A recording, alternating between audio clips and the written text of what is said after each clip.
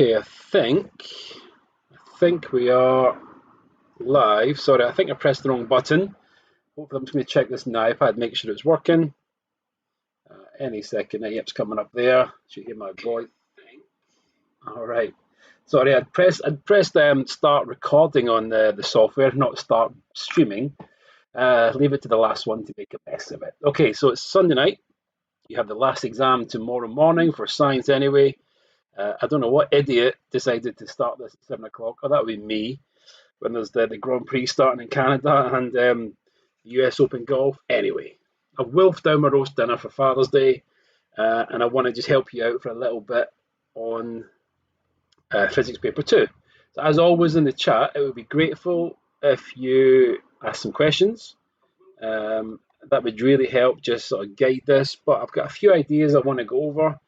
There are lots of these out there on YouTube, lots of paper 2 physics sessions going on. You're welcome to join those.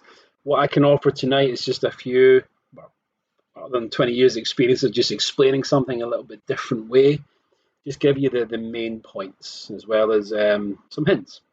So I think we are good to go. Let me just quickly check that it's working on the visualizer. There we go, I've got the visualizer there, and it's going to change on the iPad. Yes, it is. Let me just move the iPad out of the way. I've got my power pack here.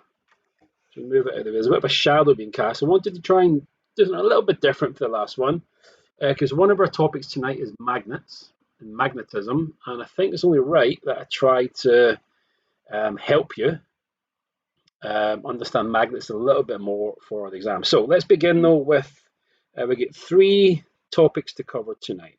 Okay, so this is physics paper 2, and it covers P5, which is a monster topic, P6, which is waves, and it's a little bit odd. The triple stuff is a bit more interesting, and P7, which is magnetism, and everyone doesn't like that one. It's quite inaccessible. My job tonight is to try and help you understand it in a bit more detail. So let's crack on with P5, which is forces. And what I should mention is if you, let me just go to my browser, which is number 4 on here. So if we go to the browser, I should point out that I've actually got these videos which you can watch in your own time. So I made them up yesterday, put them on. There's a bit of background music. The way I've made them is that you can try and watch them and pause them and go over the answers. Obviously, you can mute the underworld, which is going on in the background. So that's something for you to look at in your own time. So there's a few things in there. There's basically covers the basics of forces, then the waves. So that's what I put on for you. I just think I don't have it there. So I've also sent a link to those on the class charts announcement, and there's also in the description for this video, I put on the links to those 2 files if you want to download the slides yourself and go over them. So I recommend doing that because it'll cover forces in a bit more detail. But here's a few things I want to go over tonight when it comes to forces. And obviously we've got, let me just stop leading through to the paper beneath it. Okay, let's move this out of the way. You think I've never done this before. Okay, let's get some paper on the go and let's dive into forces. Again, guys, if you have any question in the chat, please just shout out and I will help you as much as I can. So you've got to know about scalars and vectors. Okay, that's the given. Scalars are size or magnitude only. Vectors are size and direction.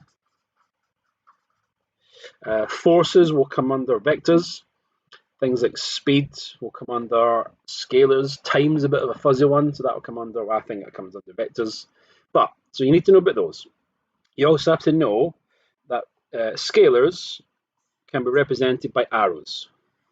Okay, so the length of the arrow, that could be 5 newtons to the right, whereas this one could be 3 newtons to the left. The size of the arrow and the direction of the arrow indicates the size and direction. So we can add these together in various ways. I'm not going to go over this too much because there are some slides in that revision file that I've sent you that you can go over adding forces together. There's a lot more that it might take half an hour or so to explain it. I don't have the time tonight, but please look at those slides in your own time. Tonight is a bit of revision. What I do want to go over tonight is really quickly go over Newton's laws. And I want to apply them to a particular case of what's called freefall. Okay, because my ChatGPT predictions came pretty well for chemistry as well. For physics, it's coming a little bit unstuck. It's panicking a little bit, saying it's giving me triple content. I don't want triple content. So it's coming up with a few suggestions, and one of them is free falling at terminal velocity. But I want to just quickly cover a few things first. And one of them is, I'm going to go to this first actually. We've got graphs of motion. Now these ones here, these ones are for acceleration. They are not in GCSE. Okay, you don't have to know these, but I like to give them anyway when I'm teaching because some of my students want to go into A level. And these are GCSE, that's A level, so it's just an extension that I want to try and help pupils out with. But you have to know about these shapes. You have to know the shapes of these graphs. So you need to know the distance time or the speed time or velocity time graphs. So for stationary, what this is telling us is if that's the 0, then this is the distance from my starting point. If I start there and I'm stationary, then I will remain at that position for the duration of the time. So my flat line in a distance time graph means I'm stationary. Now the gradient of this line will tell me the value at each second of my speed. The gradient here is clearly 0, so my speed is 0. And just in case anyone was interested, the acceleration is also 0. Constant velocity. Okay, well, I'm going to go to this bit first of all. Constant velocity means that my value doesn't change. My speed in a particular direction doesn't change. I've got this. I've got a constant speed. Now, at every second here, my gradient or the value doesn't change, which means, going back to this graph here, the gradient doesn't change at every second. So I could have something like this. Okay, every second I travel, my distance increases by the same rate. That's what the definition of constant speed is. But here's another one. What if I had a speed which was higher? So there's my speed in blue. How would this graph look? Okay, well, my value is higher, which means that my distance covered each second will be higher. So my line, if I start in the same position, then my distance time graph would be this one. It would be steeper. By the way, over here, I'm not getting any faster, therefore my acceleration is still 0. Now we have accelerating. You have to know how these graphs look for acceleration because this one in particular, we have to apply an equation to work out some values, which we'll do shortly. So if I had a positive acceleration, then I've got a value that doesn't change. So I'm accelerating. Accelerating means my speed changes by the same value each second, or my velocity changes by the same value each second. That's for constant velocity, which means over here, my speed will be a constant increase. Now, the distance time graph is a bit different because if my value is changing every second, if it's increasing every second, therefore my gradient increases every second. So my distance time graph does something like this. So it's a curve upwards. And the last one, again, don't stress about this one down here. If I had a constant negative acceleration, then say I had some value for my speed, then it decreased steadily down to 0.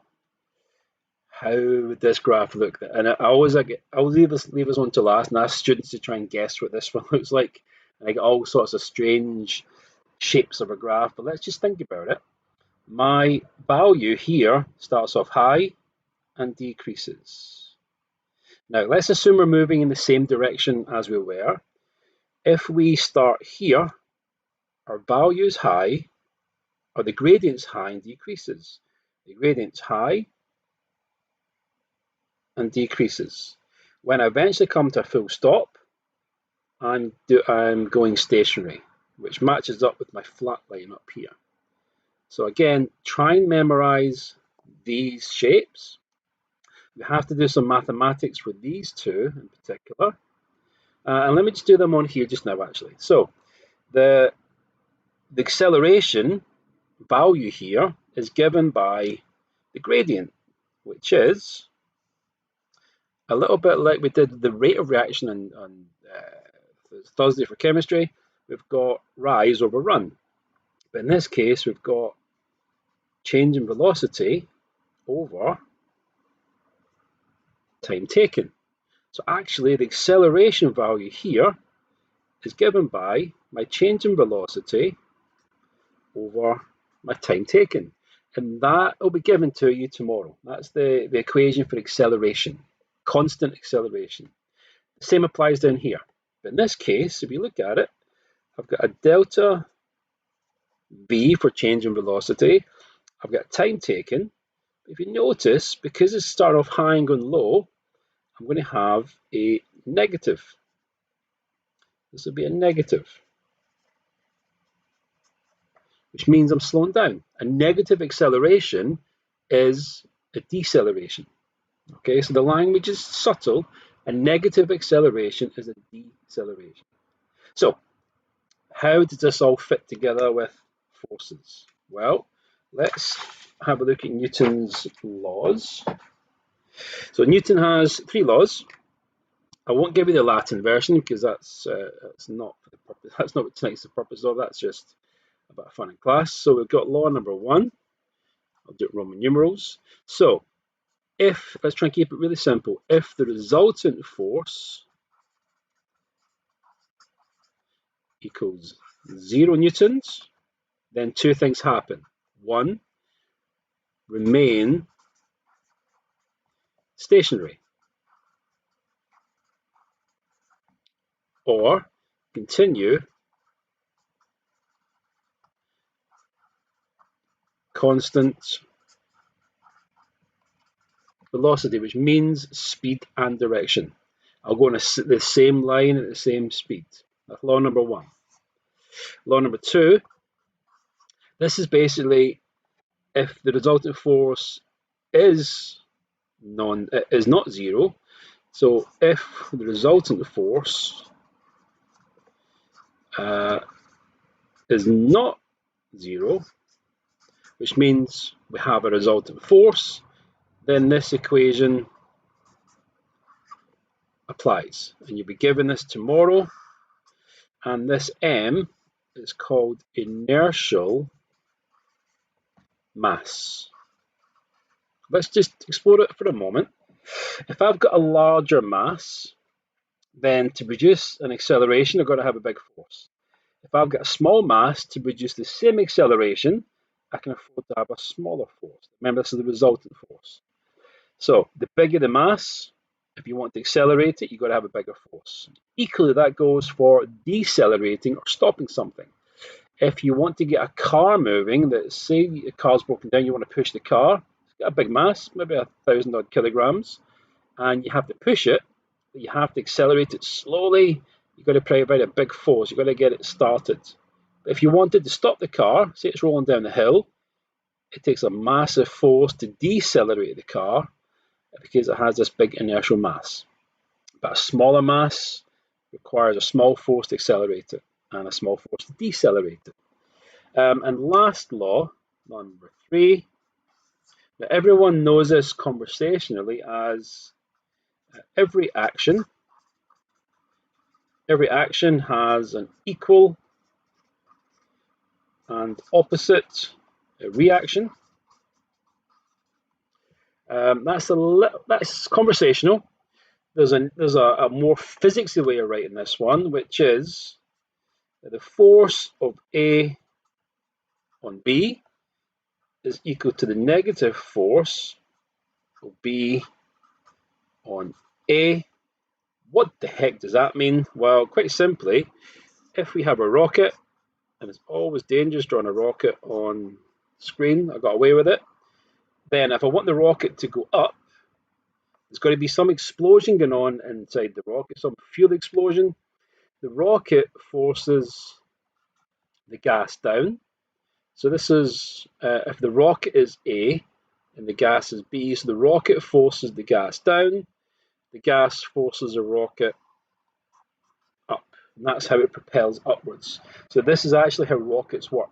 The rocket forces the gas down, rocket forces the gas down, the gas forces the rocket in the opposite direction, up.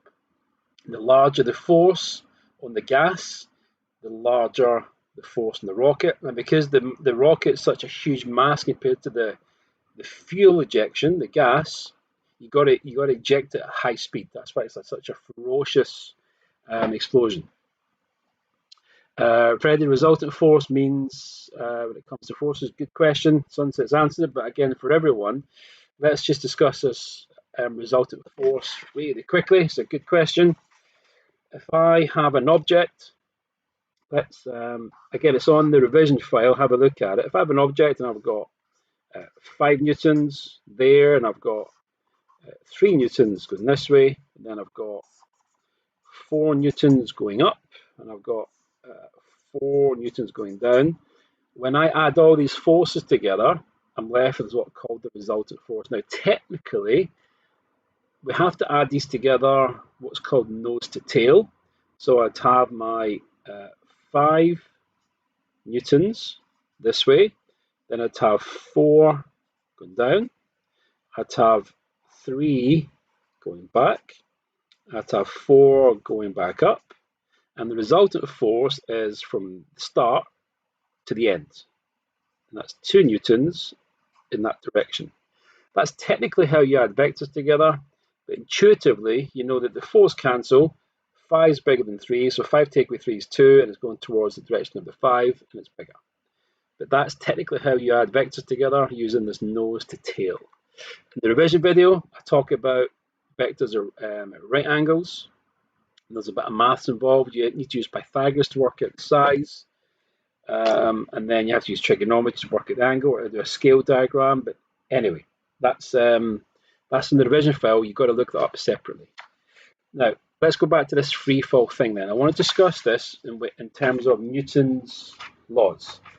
So we're going to check Newton's laws for somebody jumping out a plane with a parachute. So I'm just going to switch to my browser, which is number 4. Let's go to my browser there, and then let's go to this one. Let's full screen it, and let's press play. Before the skydiver jumps, the so floor of the plane it's going to provides show a up. counterforce, which balances the downward So we've force got of gravity. the let me just check the sound's okay. Gravity immediately pulls her towards the ground, and she starts to accelerate downwards. But air resistance is acting in the opposite direction. Okay, so there is the guy narrating it. The faster she falls, so we've got the this. greater the air resistance. So I'm going to pause it there. So when the person was sitting in the plane, let's go back a minute up here. So here, when the person's sitting in the plane, the weight of the person in green. Now I wanted to point out the weight of the person is the person in the parachute system. Okay, so that weight doesn't change. The parachute and the person have this combined mass and therefore a combined weight due to gravity. And even though the plane's high up, reasonably high up, gravity doesn't change too much in that distance. So the green arrow doesn't change. At the moment, there's a reaction force caused by the plane, because the plane has some lift, and so the person is not accelerating up and down. So we're going to look at the vertical speed only. So as the person leaves the plane, let me just mute the person. So the person leaves the plane, then the weight doesn't change, and they accelerate, because we have a resultant force in the down direction. But notice how as the person gets faster, air resistance, which is a product of surface area and speed, increases. We will get to a stage now where they are traveling, they're falling to the ground at 55 meters per second. Now that's called terminal velocity. They're still moving, they're still moving to the ground, but they're not accelerating, because the resultant She's force still doing a is steady 0. 55 metres per So they've second. accelerated, they Hitting have the ground 0 at this resultant speed force isn't now, a good the weight idea. is balanced by air resistance. And they've achieved that, the person's body shape has achieved that at 55 metres per second.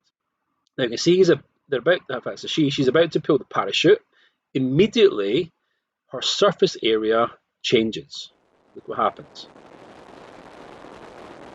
To slow down, the Don't be upward fooled force by needs the to be fact that greater she's than the going up. downward force. That's an optical illusion caused by the person with the camera still falling at the same rate. So when she pulls the parachute, the surface area increases, and because surface area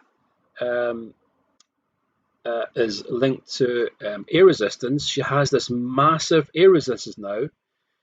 So if she's going that fast, her air resistance is huge. So there's now a resultant force up.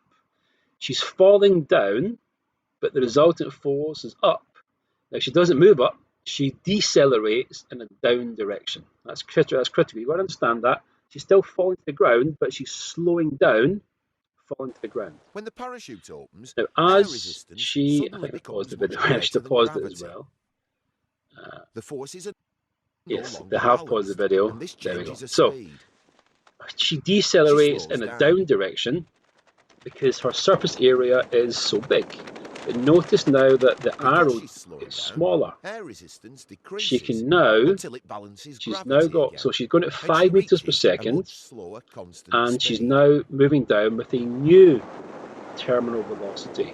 Because the Approaching surface ground at area 5 of the meters per parachute second now, is a much remember her better weight idea. is the same, but the surface area means that she can now achieve the same air resistance as her weight at a much slower speed. Now 5 meters per second about to impact the ground is much, much safer because when she hits the ground, there As she hits the ground, there there's a is a thumping massive reaction force which causes her to have that final deceleration to bring her down great counterforce to from the 0 Earth, which meters per decelerates her second. very quickly. And it should unpause it there. I think the guy's explaining it there. So down to 0. Okay, you get the idea. We need to be able to do this. I think this might come up tomorrow. Okay, so let's do a vertical velocity time graph for this. Okay, so let's just put that down there. Let's go along here. So we've got some time. Now, I usually teach this in class this way. I usually try and explore this skydive in terms of the graph. So we're looking at vertical velocity only. When the person jumps out the plane, they have 0. I'm going to do it in red actually. Red shows up, or pink shows up better. So this is jump out the plane. They have 0 velocity and they have this acceleration down towards the ground, but eventually they will do this. They will end up going stationary. Now, at the very start, now I'm going to just label this as W is equal to weight. Now that's the weight of the person and the parachute system. I'm going to call air resistance. That's air resistance. AR is going to be air resistance. Now, at the very start, the weight is very much bigger than air resistance. So she accelerates with this 9.8 meters per second. But as her speed increases, her air resistance increases. Now, the weight, this is always the same, never changes. Okay, let's get that clear. But here now, she's accelerating, but at a slower rate. So her weight here is only a little bit less than air resistance. Now here it's called terminal velocity, which means that her forces are balanced, her weight equals air resistance. And that's called terminal velocity. She will pull the parachute here. So this is parachute pulled, and there's a massive deceleration. And then eventually does this. So here, the weight doesn't change, remember, so the weight is very much less than air resistance. You have this deceleration in the down direction. Here, the weight is less than air resistance. And here we have a new terminal velocity. So the weight equals air resistance. And then they will do this. And that bit there corresponds to landing. Okay, so we could work out some values in this one. We could work out the gradients. But please remember here, that I've got my graph here. Let's just check what we're looking at. Oh, there it is there. So let's have a look at this graph here. Okay, so this is my acceleration. That's happening there. And as the gradient decreases, my speed decreases, and then I go flat. So I'm doing a constant velocity, which means I'm still falling to the ground. That means I'm still moving. And then we have this rapid deceleration, and then we have a new terminal velocity, and then we land and hit the ground. So what would happen then if someone did this without a parachute? Well, they're going to do this. They're going to be falling at this speed. When they get to the ground, they're going to have this massive deceleration from there to there, because this speed to this speed, that force is huge. But someone did do this. Okay, and again, I usually show this when I'm teaching, but I'm going to show you this person here. So his name is Luke Akins. He jumped out of a plane with a parachute. Momentarily, we'll see his jump team pull their chutes, and that means Luke. And then he had the support team who helped him with an oxygen mask at high altitude. They pull their parachutes because they are, he's on his own now. He's practicing turning over. Now, to slow him down with no parachute, he has to have something that's going to slow him down over as long a time as possible. Luke is on his own. It has a gigantic net which he has to hit. And the net's going to slow him down over about a second. Looking up, they have a visual on him right now. And he has to turn onto his back so that his, if he lands in his front, his spine would crush his ribs, and there he goes. So notice how that cradled him, a bit like catching an egg. You don't just catch an egg with your hands in front of you, you have to cradle the egg. And yeah, so obviously the sweat patch there indicates the nerves of the audience. It's such an adrenaline rush, and it's one of these sort of Red Bull events, I think it was. But he was able to do that by slowing down. Pause it there, back to the software. So he was able to have this happen, but over about a second. So it was a lot. It wasn't like hitting a trampoline or a regular net, because that would have crushed his ribs. But it was a careful catching of the net. So it's quite cool. So that's terminal velocity. Now, in terms of forces, you've got to know about springs. So let's just quickly cover springs. Those are required practical. There is the spring.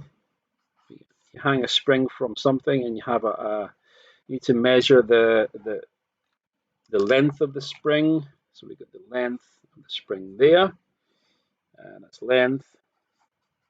And then when you hang a weight from it, then the spring will increase in length. But we have to be able to work out the extension. So the extension, remember, is the original length from the new length. So we look at the extension of a spring that's labeled E. So we have to know that we're going to have a force in the bottom of this one. So there's a weight pulling it down. And we have to know that for a regular spring, the force applied over the extension is a constant. Now the graph is usually drawn in this way. So here we've got extension, we've got force. So as you increase the force on a spring, the extension increases and is a linearly proportional or directly proportional relationship until we get to a point, in which case the extension will increase with a very little force. Okay, and this point's called the limit of proportionality. Proportionality. So in other words, it's proportional from 0 to this point here, the limit of proportionality, and we say that here the force is equal to some spring constant times the extension. The area beneath this here, that's the elastic energy stored. And so when you make the spring, you stretch a spring more, you do work against the spring stores that energy. The greater you stretch it, the more energy it stores. Okay, again, if I was teaching this, I'd have the bow and arrow, and I'd do this in class. Now, we call this region here, we call this, I'm doing green actually, we call this elastic deformation.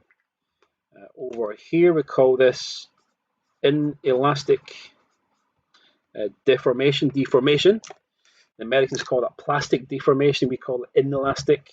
So you have to know about this. If you increase the force on the spring, the extension increases. Remember, the extension is the new length, take away the original length. So that is Hooke's law. Hooke's law. So you need to know about that. So I think that might come up. Right, let's now do one last thing on forces. A couple of things actually. And then we'll go into waves. But again, with waves, I want to do a couple of things and then put you onto the revision file. Okay, a few people in the chat saying hello. Yep, hello. So let's. I lost my chain of thought there. What do for so forces? We've got stopping distance. This ChatGPT said this might come up. So stopping distance is the combination of thinking distance plus braking distance, and thinking distance is given by, in fact, let me actually show you this. Let's go to the browser. Let's do this on the fly. So let's close that down. Let's go to a new browser. Let's go to highway codes, stopping distance. And we'll find just one image here because there'll be tons of them. Yep, let's go to this one. This looks decent enough. Let's open that one up in a new tab. Let's go to that. Okay, let's increase it a little bit. There we go. So thinking distance. So stopping distance is a combination of thinking distance and braking distance. Thinking distance is how far your car will travel whilst you are thinking about stopping. So imagine at the beginning here, this is when you see the hazard. So you're aware of a hazard ahead, and then as you are processing that information in your brain, you will travel a certain distance. Now, I want you to notice how if you go from 20 miles an hour, let's just deal with it in terms of speed. We don't care about units. So 20 miles per hour, so 20, our distance traveled is 6. If I double my speed, my thinking distance is 12. Okay, yeah, this is combined higher. It's combined foundation as well, but we'll do a few higher bits later on. So double from 20 to 40, we double the thinking distance. If we triple the speed from 20 to 60, then we triple the thinking distance. So the thinking distance is proportional to speed, and that's because we have a reaction time which takes around between 0.2 and 0.9 seconds. If you are thinking about pressing the brake pedal, your car will travel a proportionate amount of distance. Now, when it comes to the braking distance, if we go from 20 to 40, we don't double it, it's 4 times. So we go from 6 up to 24. If we triple the speed from 20 to 60, we go from 6 up to 55. Now let's call that 54. for the purposes of this. Now, why is it this? Okay, so let's explore this a little bit. So this is what you're doing when you are, so this is proportional. Okay, if you see the hazard, you're going to press the brake. Your thinking distance is based on the time to process it and how fast you're traveling. But the braking distance, here's what we have to do. We have to convert kinetic energy of the car into thermal energy of the brakes. So we have to go from high speed to low speed. Say this was, let's look at the equation. So we've got a half mv squared. We've got to convert into heat. Okay, now this is I'll call this actually work done. So I'm going to call this work done by the brakes.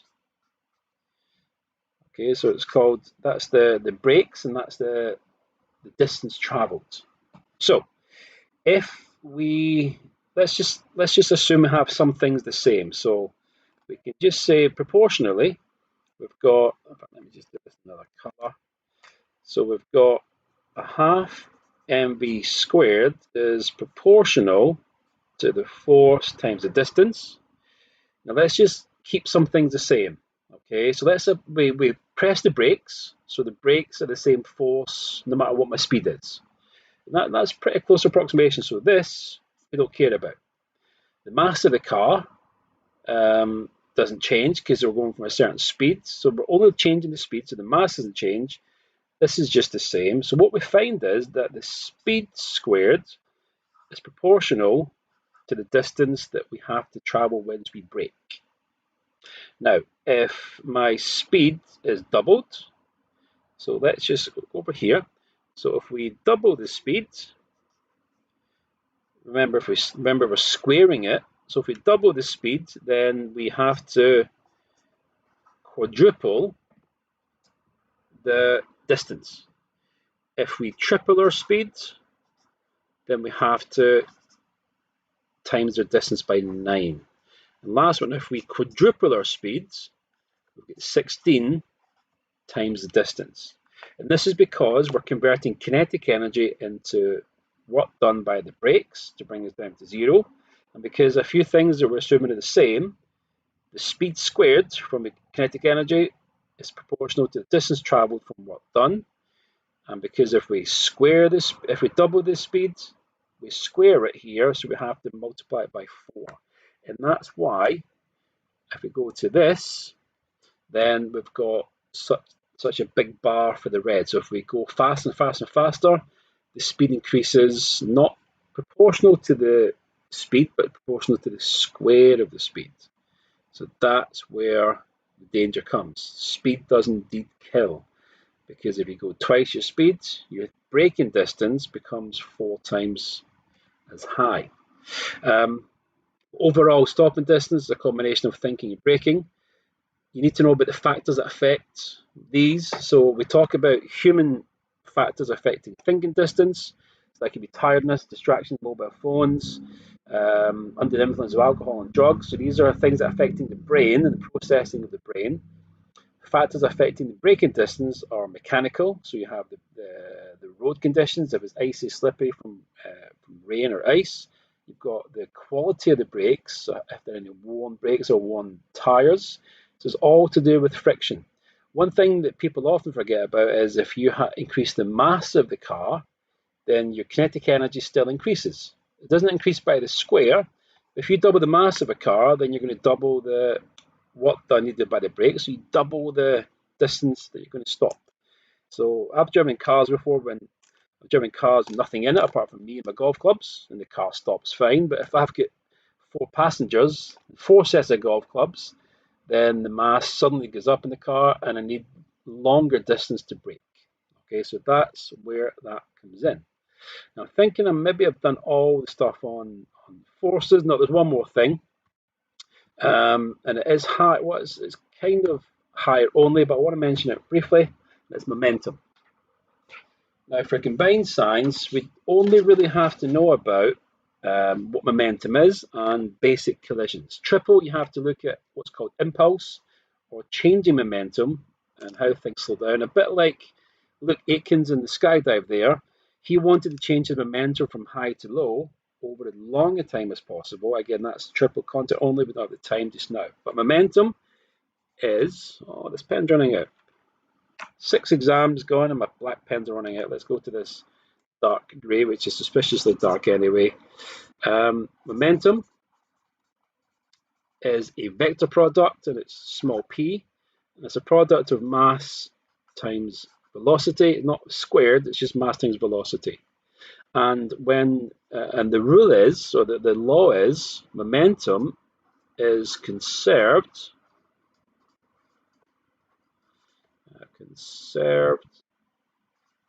in collisions, if I could spell it even better, or explosions, as long as no external force applied. What it means is if I take 2 cars, or let's just take 2 objects colliding. So we've got an object going into another object here. They're going opposite directions. When they collide, they could lock together and then move off in a certain direction. If they lock together and separate, they're going to bounce off each other in opposite directions. So I recommend looking up the revision file in the description to this one. Have a look at the questions on momentum, and also have a look at the questions on acceleration and distance time graphs and how to calculate those. So that's all I want to do in forces. Please remember I've got the revision file to check for those. Now, let's look at waves. Now, waves is a funny one because my dog's barking outside, as always. So waves is an interesting one because there's the basic things we have to know about. And I want to show you this first of all. So this is a transverse wave. Transverse waves, the wave moves from left to right. But if you notice, the particle direction is vertical. So we say that I just paused it. So the wave direction, there we go. The wave direction is perpendicular or right angles to the particle oscillation. And the bigger the oscillation, the bigger the distance the particle move up and down. So we get that. We've also got longitudinal. And longitudinal waves, it's not that one, it's this one here.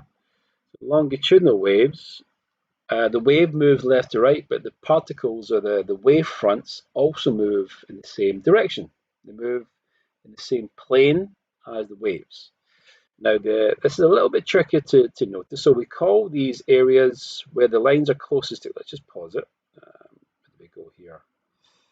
Wave speed, let's just stop, I'll make it slower. So these regions here where the waves or the particles are closest together, those are called compression. Where the particles are separated apart, that's called rarefaction. So compression and rarefaction is what we have for longitudinal, and this is going to be sound or vibrations. Okay, whereas transverse, we've got everything from all my electromagnetic radiation and water waves. So that's the types of waves. Here's a side-by-side comparison. So let me just, if I increase, so if you look here, the amplitude of a transverse wave is how the distance from the undisturbed position or rest position to the top of the wave. For a longitudinal wave, it is how far from its original position each line or particle has moved. If I increase the amplitude, then the transverse wave will be higher and also lower. Remember, it goes up and down. Whereas the longitudinal wave has a bigger distance from its undisturbed positions. You have these big rarefaction regions and these really high compression regions as well. If I lower the frequency, then the waves happen less often or less frequently. So we have this. Okay, so some basic things that you have to know about. You have to know about wave properties. So we tend to only describe this in terms of transverse waves. So we've got a wave like this. Amplitude is there. It's amplitude wavelength is going to be the position of one wave to the same position of the next. There is my wavelength. Now be careful when you draw, oh, by the way, that's called lambda. Be careful when you draw these if you have to label it, because you have to get these exactly on the position. I've seen people draw arrows quite sloppily from perhaps there to there. It's technically not correct. You need to know a few other things. You've got T is the period, and that is equal to 1 over the frequency. That's measured in seconds. Frequency itself is 1 over the period, or number of waves per second, and that's basically 1 over s, which is hertz. And you can also have speed. Speed is equal to f times lambda. That is going to be given to you, but you have to know what that equation does. It's the frequency times wavelength. You could also have this one here, which is distance divided by time. Now you have to use a combination of these two to maybe answer some of the required practical questions. But that's basic wave properties. So you have amplitude, frequency, wavelength, period, and speed. Okay, so this is the speed. You may be asked to calculate one of these values using electromagnetic radiation. If you look up my revision file attached to this one, then you see a big, huge sheet to do with electromagnetic radiation. So I recommend the revision file. Look up this here. We'll discuss just briefly this in a second. But the required practicals for waves, there's a couple that we could do. There's a ripple tank. In the ripple tank, I'm going to look sort of top down. So here's the ripple tank here. And something up here which sits across the water. It's going to move up and down, so in this direction. And that's going to cause waves to be produced that travel along the water. So the waves travel in this direction. And there's a few different things we could measure. You could measure the number of seconds it takes for 10 waves to get to the end. You tend to do this practical with some kind of a ruler that sits along. We could have some kind of a stop clock as well to measure the time. So you could do the time it takes 10 waves to travel from here to there. If you know the distance, if you know the distance traveled, then you know that's going to be and the time taken. You can work out number of waves per second, work out the frequency. You could actually take an image of this one and work out the wavelength. So the wavelength will be from here to here. So you can do all sorts of things, but basically you're trying to work out speed or frequency or wavelength using this setup here. Another setup could be you have, this is side on now, you have something called the vibration generator. You have a piece of string and you have some kind of a fixed end there, and then this is going to move up and down. So it produces what's called a standing wave on the string. And as you see this string here, what you do is you measure the length of this string. So let's call it 1 meter. And let's say at a certain frequency, let's call it 20 hertz. Then the shape we see in this one is this. That's the shape that we see. Now that's actually half a wavelength, which means that the full wavelength of this one would be 2 meters.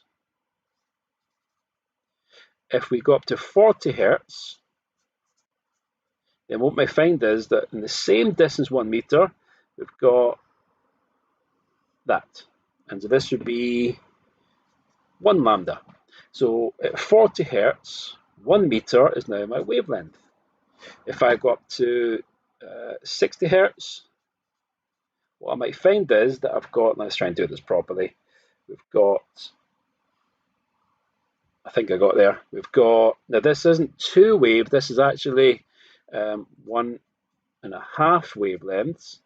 So I'd have to, let me just get this right, so it's going to be 3 over 2, I think it's 1, no, it's 0. Oh, here's a quick question. What's 2/3 of 1? No, it's 0.6, isn't it? 0.6 meters. I think I'm going to cover that one. So as you increase your frequency by the same value, your wavelength goes from half to 1 to 1.5. If I did 80 hertz, then it would be something like that. So it would be 2 lambda. So it would be 50.5 meters wavelength. In other words, for every shape you put in this solid string, the frequency, which is the wavelength, sorry, start that again. The speed at which your frequency times wavelength is going to be a constant. So 20 times 2 is 40, 40 times 1 is 40, that times that is 40 hopefully, that times that is 40. So the speed remains constant on this string as the wave travels across, and as I change the frequency, my wavelength has to adjust to maintain the same speed. So that's it's called the standing wave or wave on a string. That's called the ripple tank. Again, do your own little bit of let's wave through a solid. It's required practical. Right, so that's waves. I suggest you look up electromagnetic radiation, okay, because it will guarantee to come up tomorrow. We can do the top line just now. So ways in which I remember it is that I've got 7 sections. The middle one is visible. And then if I go to R, I go below R, I go infra R, I've got infrared. If I go to violet and go beyond violet, I've got ultraviolet. If I go, then I know that this is X-rays, and this is gamma. Down here, I know the first one is radio, and then this one is micro. Now you need to know some uses and applications. I'm not going to do that here because there's a lot to write, but you've also got to know a little bit about how these are made. Okay, so how these are made, and just to have a few additional points here, the speed of these in a vacuum is 300 million. That's in a vacuum. Or in air, it's 300 million meters per second. And as we go from this end to this end, we increase our frequency. We decrease our wavelength. And energy is proportional to frequency, so we're going to go higher energy. So these waves get increasingly more dangerous. These 3 here are called ionizing radiation or ionizing waves. These one could cause cancer. So skin cancer, these 2 can cause deeper tissue cancers. So how are radio waves made? Let's just switch to the browser. Let's go to here. I want to just show this quick demonstration. We've got some kind of a radio antenna. We've got a transmitter with some kind of antenna over here. If I was to jiggle this electron, let's just press play, and I jiggle that electron up and down, then this electromagnetic wave travels out at the speed of light, and then over here we've got a little electron sitting on an antenna which is picking up those signals and oscillating at the same frequency as the transmitter. Now this wave or this oscillation could be the station broadcasting music or someone speaking on the back of a carrier wave. If this is radio 1, this is old-fashioned radio now, it's all FM radio, then radio 1 is 99.5 million hertz, 99.5 megahertz. So this wave will be going up and down 99.5 million times every second, and then carrying that information of the music or people speaking on the back of it, and the antenna would pick up the same 99.5 million vibrations a second, and then processing that as the station. So radio waves are made by electrons moving up and down in a circuit in a bit of metal, and then the electrons oscillate at the same frequency some distance later on the antenna. Similarly, our other waves are made by charges oscillating. This is done by a magnetron oscillating inside a microwave oven. This is caused by the nuclei and electrons of atoms oscillating because they get hotter, they give out heat. We give it infrared. This is caused by electrons accelerating down inside the electron levels of atoms, giving off wavelength of visible light. So too for ultraviolet. These ones are caused, the X-rays are caused by smashing electrons into big bits of metal, and they decelerate so quickly they give off X-rays. And gamma rays are caused by nuclear vibration. So this is from the nucleus of an atom, it's radiation. Now, you have to know about the uses applications. That's for you to look up. I recommend you need to know 2 for each of these. So try and memorize that tonight. Okay, so that's a little bit on waves. Look up some more information on the revision file attached to this. I've got all these slides in more detail. I've got numerical questions to look at as well. You've got to look at those. Now let's end with a bit of magnetism, because this is quite often the most misunderstood topic. There's a little magnet there. It's got a north and a south. Now the colours are arbitrary. I mean, they could easily do that as north and that as south. Doesn't matter.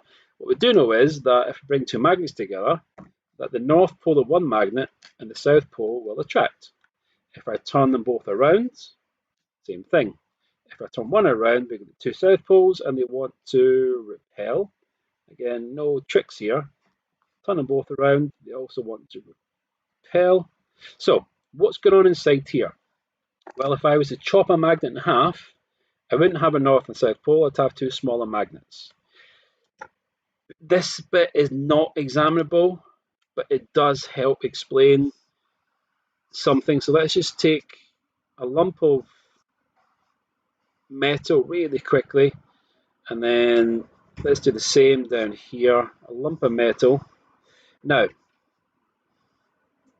this is not the time to introduce some new stuff, okay, but I just want to just briefly explain what's going on. So electrons give magnetic properties to atoms. Atoms have electrons around the nucleus. Depending on the type of arrangement of electrons, you can have atomic magnets that are atoms that are magnetic.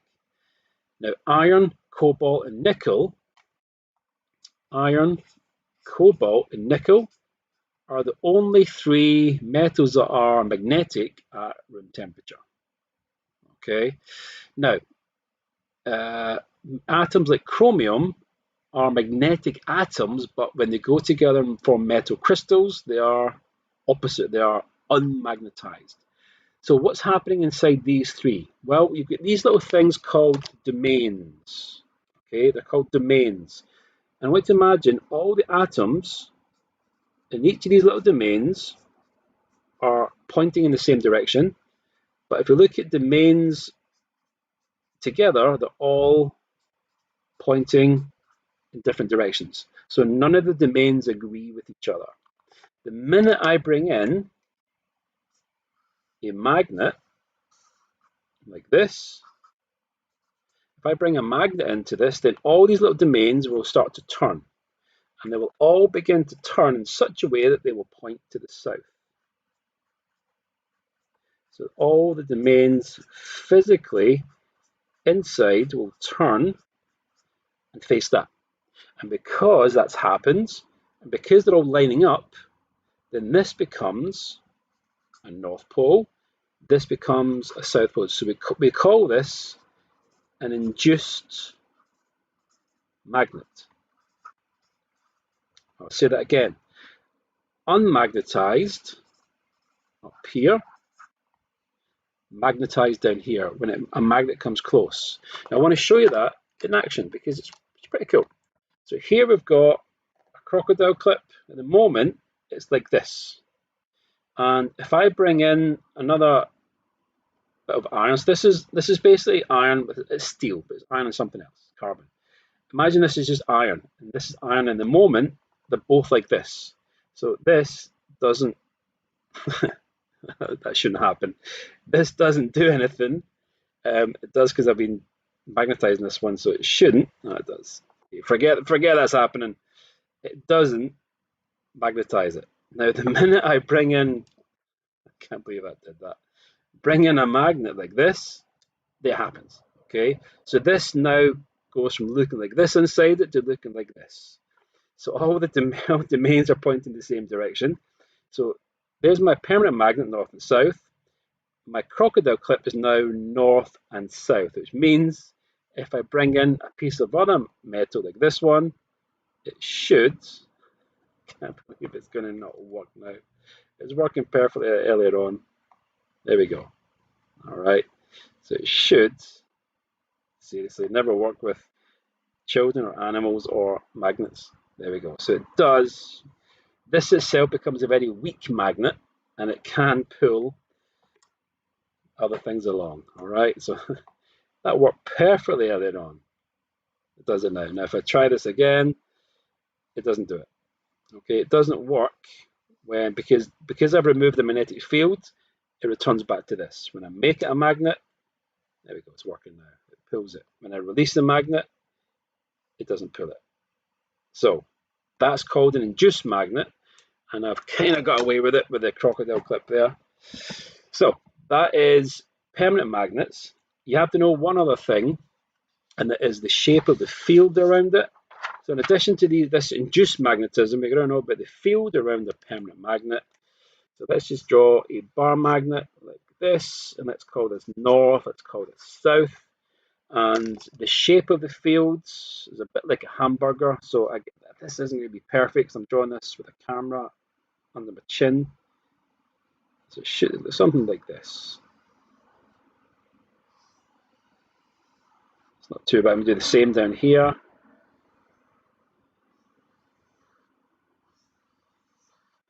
Now, that's the shape of the field. Obviously, trying to use a bit better than mine. Where the field lines are the strongest, they're going to be, where the field lines are closest, it's going to be the strongest. So the field lines are closest here. That's going to be strong. The field lines are weakest up here. So that'll be weaker. That's why magnets are strongest closest to the poles. And the last thing we have to know about is the direction. So if I brought along a little North Pole, it's called a monopole. They do not exist.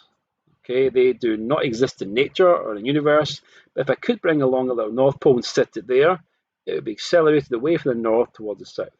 So we draw arrows on our field lines to indicate the direction of a North Pole, which way a North Pole would move outside of a magnet. It would move from the north round to the south. Now trying to visualize, this is 3D, so this will come out the page and round to this side, so it's three-dimensional, it's a round. If I could do this end on, it would be around like this. So you see it in 3 dimensions. That's called a bar magnet. The Earth is a bar magnet, so you have the Earth. Okay, it's a terrible, that's the Earth, and it's a gigantic bar magnet around the Earth because it has a metallic core that's spinning. But the North Pole of the Earth is actually a magnetic South Pole, and the South Pole is actually a magnetic North Pole, which means if we have compasses, our compasses will point towards the south, magnetic south, or the geographical North Pole. If we have a little compass, and we put a little compass on here, like so, then the compass would point towards this is going to be north, this is going to be south. So a compass will point along these field lines from north to south. If I did a compass over here, then I've got my red bit and my blue bit there. So there's my south and there's my north. So the compass would follow along these lines to point towards the south. Right, that's permanent magnets.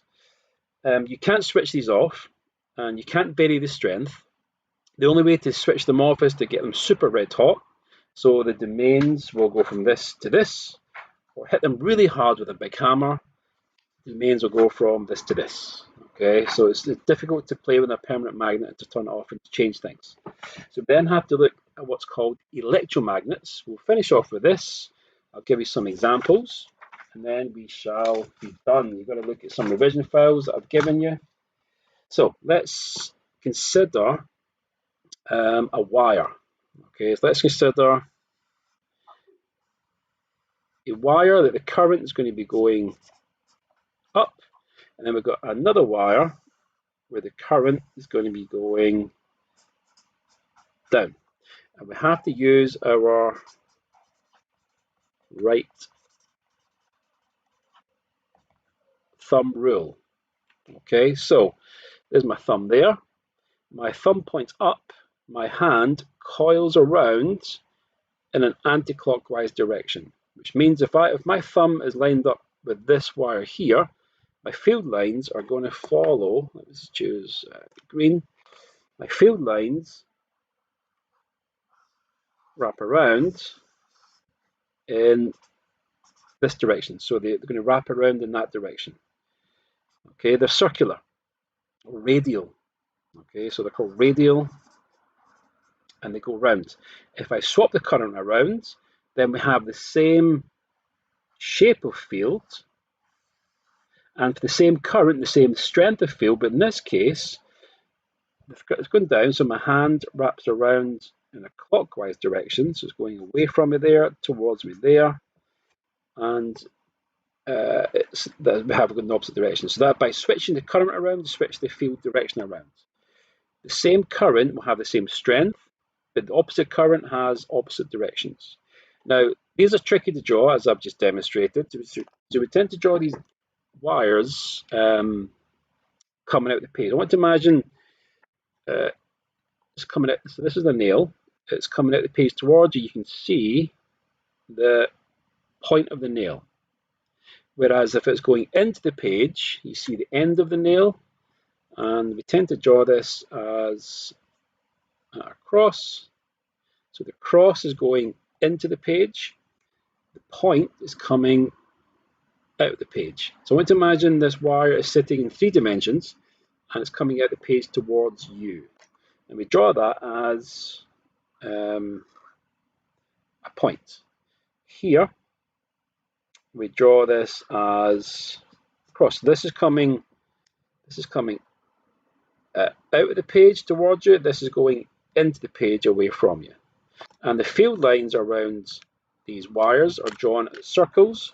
Now I'm going to carefully try and draw this a bit better than before. So they're quite close there, and then they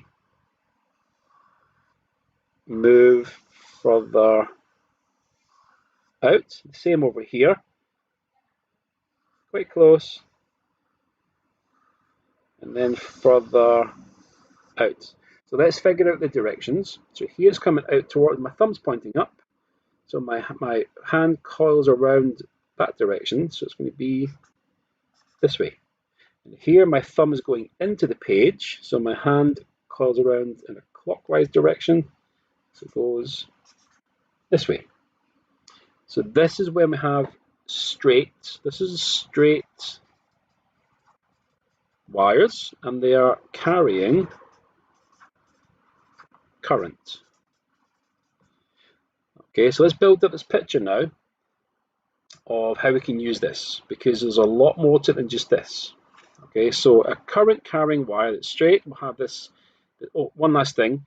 I've just drawn it as a little disc sort of cutting through the wire. So that I've drawn it as a little disc and round. I want to imagine the whole wire is surrounded by this field, a bit like toilet paper around the middle of a toilet roll.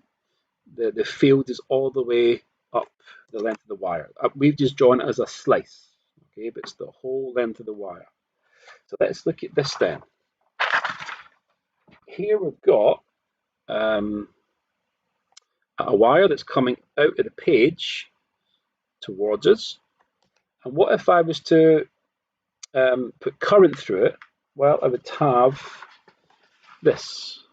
Okay, now this is not drawn perfectly, and I usually do this in class, and I usually use it as a discussion point, because what's wrong with this diagram is, so Freddie, the question is, the right hand rule only works with the right hand? Yes, so that's the right thumb rule. Okay, so the right thumb this is going to be our current in a straight wire, and this tells us the field direction as it wraps around that wire. So if it's coming towards you, it's going anti-clockwise. Going away from you, it goes clockwise. Now here I've got a bunch of wires where the current's coming towards you. Now the problem here is that I'm drawing these lines equidistant. They should be close to the wire, and then they should spread out. So that's the failing in this one. So this is not accurate spacing. But again, I use it as a teaching point, okay? Because I always like to have things that sort of mess with your head a little bit. So, but the image is still there. I want us to understand how this image works. So I've got a bunch of wires coming out towards you, with the current wraps around in this direction. A bunch of wires going away from you, and the current wraps around in this direction. And notice how in here, and here, the field lines are all going in the same direction. Whereas up in the middle here, you've got field lines going up and field lines going down. So here they're going to cancel. So here they're going to cancel each other. Inside they're going to add to each other, and outside they add to each other. So inside they add, outside they add. Inside they add, outside they add. Whereas between the wires, they're going to cancel. Now, if I change this, I don't have 10 individual wires. Instead, I've got one wire that wraps around. And we call this a solenoid. And so the same current going through the wire, it's coming out towards you there and going in there. It's going away from us, comes back towards us, goes away, back towards us, goes away, back towards us, goes away, back towards us, goes away. So the same wire, because I've shaped it as a spring, so it's like this, then we have the field lines are still going to cancel and add to each other. It's called a solenoid. It's the shape of the wire.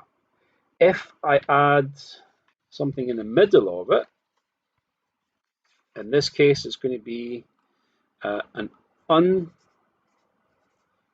let's write that again, an unmagnetized iron core. Now, why unmagnetized? Well, let me find a bit of paper.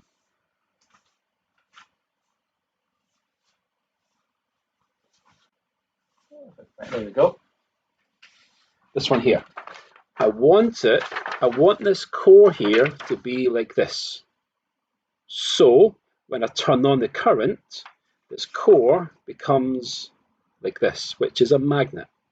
I want it to be like that when this is switched off. I want it to be like that when it's switched on. And so what we have is, when I switch on the current, I have this. And this is called an electromagnet.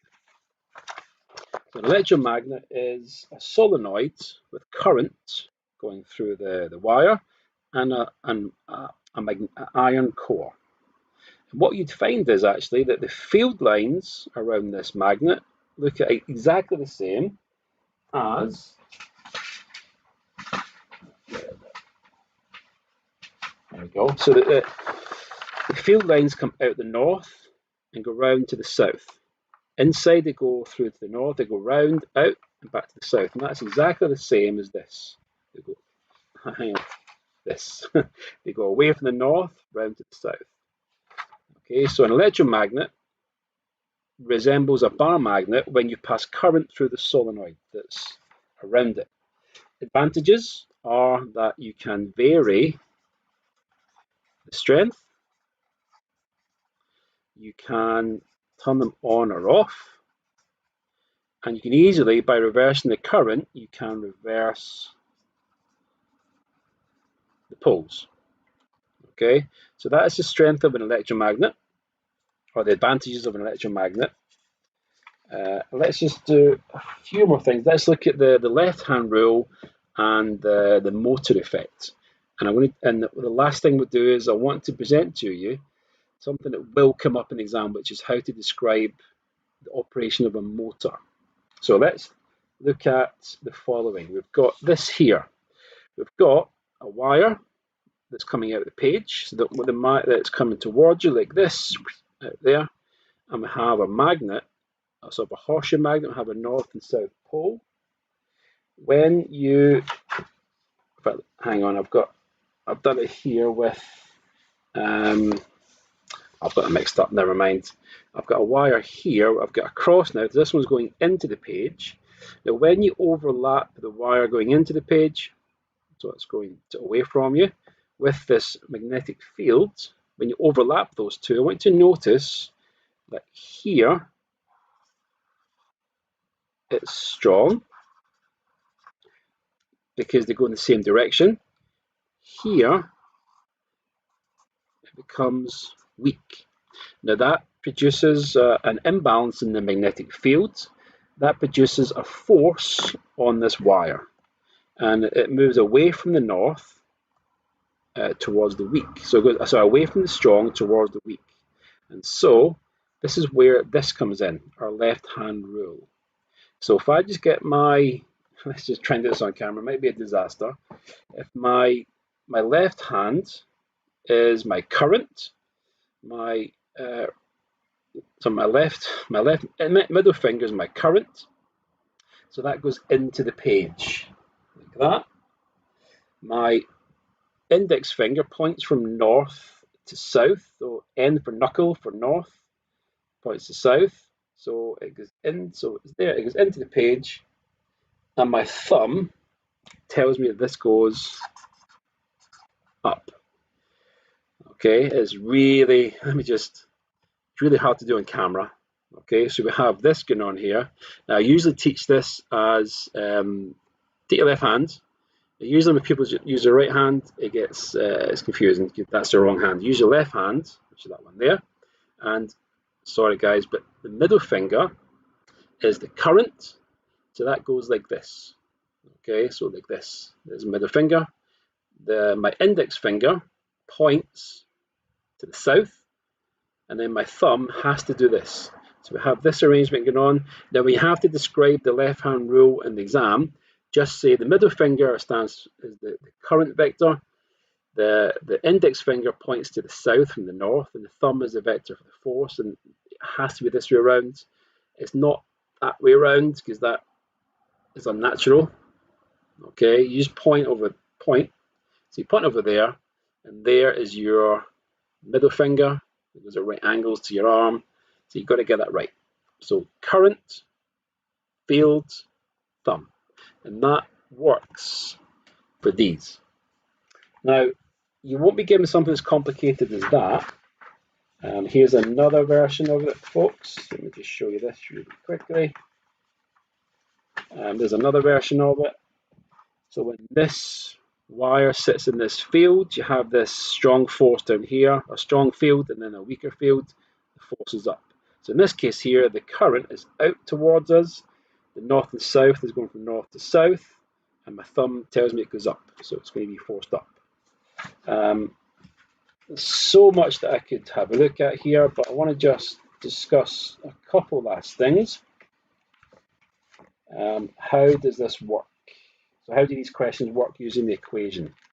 And then we'll have a look at motors, and then we are done. I can go and watch the Grand Prix on delayed live. So that is a nice question to use the equation.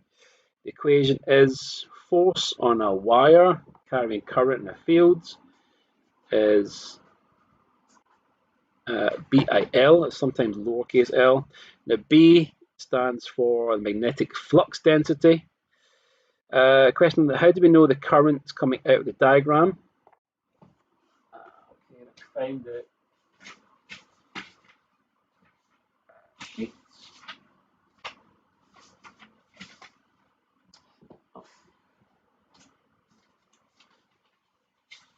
So, quick recap, guys. So the this is a sort of 3D, terrible diagram. 2D is much easier to look at. So the current's coming out of the page when there's a dot. So imagine that's the nail coming towards you with the point. It goes away from, it goes into the page when you have the cross. So it goes away from you, into the page, towards you is the point. So if we look at this question, we know that the current is going away from us, is going into the page. Okay, it's going away from us. So my current is going into the page. Now my magnetic flux density, now my field or flux density, it means the same thing. This just means the number of magnetic field lines going across from north to south. They're going from this way to this way. It's measured in Tesla. Not after Elon Musk's car company, named after Nikola Tesla. Okay, so we've got, let's just solve this question really quickly. The length of the wire inside the field, that's critical. This could be a wire that's 1,000,000 miles long. We will only apply a force to the bit that's inside the field, the flux density. So, the magnetic flux. So the density just means the strength of the field, the strength of the flux moving through the air. So we apply this, we know it's going to be 0.2 times the current, which is 0.5. Now the length of the wire inside the field is 10 centimeters or 0.1 meters. 0.2 times 0.5 is going to be 0.1 times 0.1 is going to be 0.01 newtons. If my math is wrong, I do apologize, it is late and I'm just going with it. But so that would be the strength of the field in the wire. What about the direction? Well, the direction is going to be, we use our left hand, so it's going to be, the current goes into the page, so my middle finger goes into the page, my index finger goes from north to south, and my thumb, so my thumb has to go up, so this would be forced up with 0.01 newtons. Okay. Now, before even doing this next question, if we look here, if this force is up, then just by swapping the poles around, but keeping the current the same direction, I go from this to this. So my direction immediately swaps. I'm not going to do the maths. So here's another one here. I'm keeping the same as question 2 in terms of the north and south pole. But if I swap the current around, then coming out of the page towards us, I'm going from north to south. This will be forced up. Now, this is what I think will happen tomorrow's exam. You'll be given the force, you'll be given the length, you'll be given the current. You have to work out the size of the magnetic flux density or the size of the field.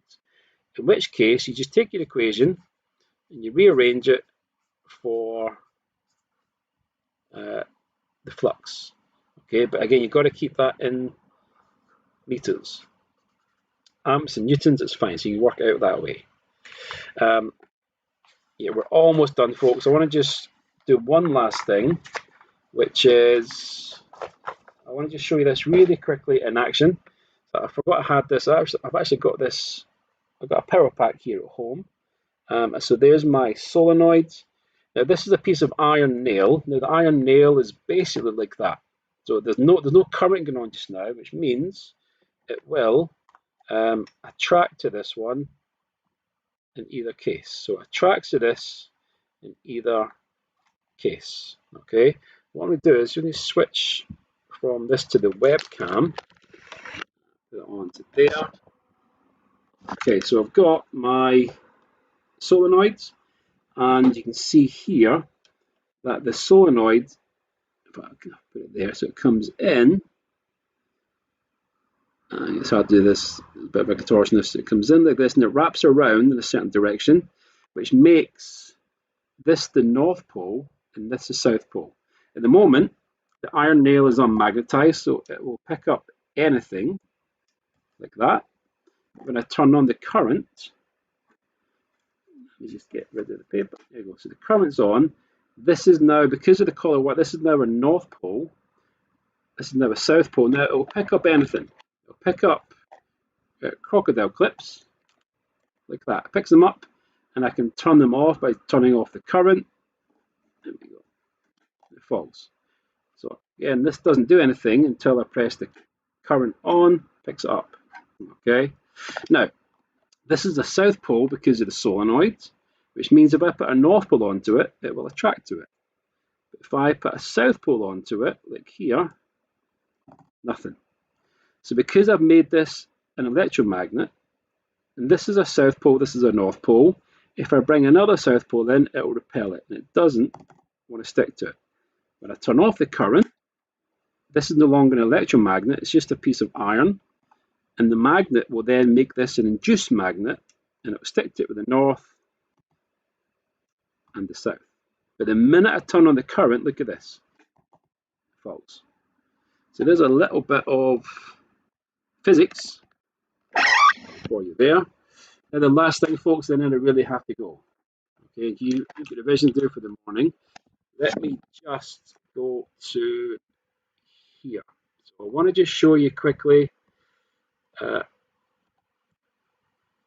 electric motor. We've got not just one wire going through a magnet, north to south, we've got a coil of wires. It's called a wire loop. And we've got brushes which connect a circuit to the coil.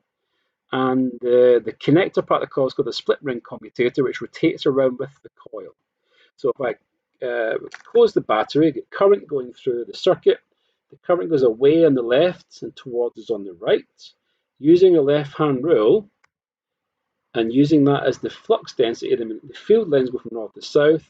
Then on the left-hand side, which I've labelled or coloured in red, there's going to be a force down. And because the current goes the opposite way in the right, there's going to be a force up. Now the question in the exam could be, how does a DC motor rotate? Well, it rotates because you pass current down one side of the coil, and the opposite side, the current comes the other way, so you have opposing forces. But now, if this is allowed to spin, it'll do this. It'll spin like this, and spin and spin and spin. Now, in the next part, if you notice, the next time I click the button, the commutator is now touching both brushes. So there's a short circuit. So there's no longer current going through the coil, but because it was spinning already, it just continues to freewheel around until it picks up the current again. And notice how the side that was blue is now red, which means it's gone from having an up force on it to a down force, and it continues to spin. Now what I've got here is, let's go to number 7. Good, I've got it. Oh, I managed to make it work. First thing this evening. Last thing, folks, we'll look at is this then. So this is the same situation, but now I've stuck a wheel in the end of it. And I want you to notice the blue side, which will have the force up, and the red side has a force down. When they go around halfway around, they swap sides. The current that was going towards us in the blue is now going away from us on the red. And when that happens, you've got something that rotates. So the coil is rotating inside the magnetic field, and the wheel that's attached to the axle, which everything's connected to, is now rotating. So now this is how a motor works. Now, I know this looks quite cheap and nasty, this animation, but I made it up 10 years ago. I added the wheel on at the end this morning just to show you this rotation. So the question could be an exam, explain how a DC motor rotates. You have to mention the left-hand rule, and on one side there's a force down, on the other side there's a force up because the current goes in opposite directions. But every half turn, the current swaps directions because of this split ring commutator. This bit that starts us off. So this bit here, the red and the blue half that's connecting to the circuit, the thing that rotates with the coil and keeps contact with the circuit. So that's a key thing. Because it's split, then every half turn the current changes direction on the wire, and so the left hand side will always be forced down, the right hand side is always forced up, and you have this continuous rotation. Now that's probably a good place to leave it. There is a lot that I haven't mentioned, But equally, there's a lot that I have mentioned. Hopefully you can visualize it for tomorrow. So last thing, folks, is please look at the files in the description, the forces one and the waves one. There's a lot in the waves one. Look up electromagnetic radiation, the uses, application. You've got to know those. Look up the equation examples in the forces, and I think that might be it. Don't worry about the slides that say triple on it. That's obviously for triple. I made these up for a triple class last year, but please look at those files tonight. They will help you a lot. So they're on. There's a video of them on my YouTube channel, or download the files from the description. The last exam tomorrow. I'm off to watch the Grand Prix. Good luck in your revision, and I will see you on the other side. Good luck. If I see you in the morning at Mayfield, come and catch me if you want any help. But good luck in your own schools and your own exams tomorrow morning. One last thing, remember, nationally, this paper's done the poorest. So by a bit of revision tonight, you can get a hand up, you can get a leg up on other people in the country. If you can get a good score tomorrow, you'll be a little bit ahead of other people in England. Remember, it's all about getting as many correct marks as possible compared to other people. So do well tonight. Just one last push if it's your last exam tomorrow. But give it a go. Download those files and look at them tonight. Okay, now the Grand Prix, I'm going to have to watch it. See you later.